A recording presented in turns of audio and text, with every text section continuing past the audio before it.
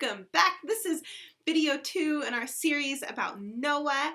So we are in Genesis 9, and if you are watching this, you've already watched video 1, and you definitely already watched the intro video, so you know that this video is only going to be 4 minutes long, and that the whole climax of this video is always the questions at the end, where I'm hoping that you'll join me in a Zoom call and reflect for yourself on how you would answer these questions. So we left off the story where Noah's in this new land and he's developed this new trade, and God intends to bless the land and the people, and we're in this new theoretic like utopia because the people who were evil are now gone.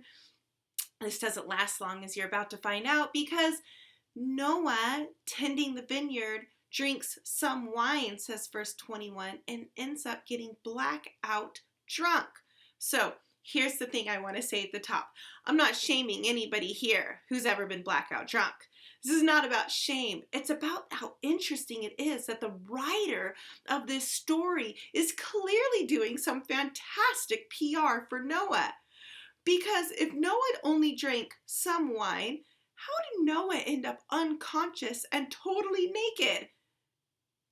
Obviously, there's something going on here. The writer, the narrative is being told in such a way as to protect Noah and his status as a hero, his status as this righteous man. And maybe it really was an honest mistake. Maybe he had never had wine before he became a wine brewer.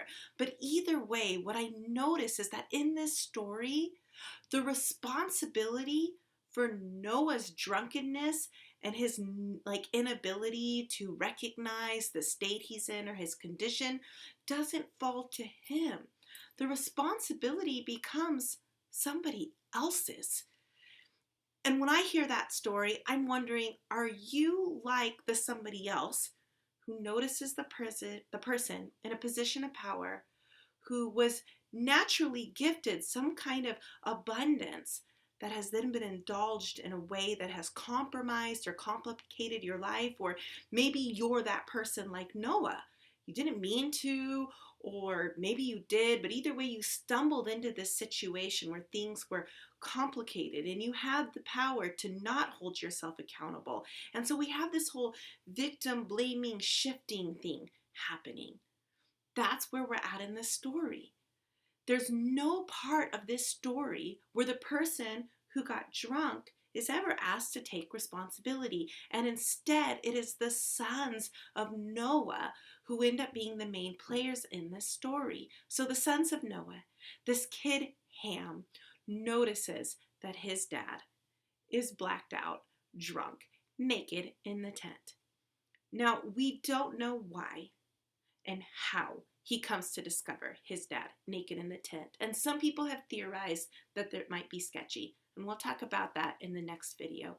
But either way, isn't it interesting that we have this Old Testament, this Tanakh, this Hebrew Bible verse that expresses how this leader came into a compromising situation, and yet they just gloss over the part that they had to play?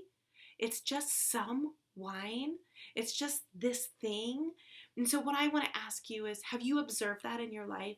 Have you seen leaders who just kind of, maybe celebrities who get a pass, maybe charismatic personalities who don't get held accountable, maybe yourself that you've noticed you can bend the rules?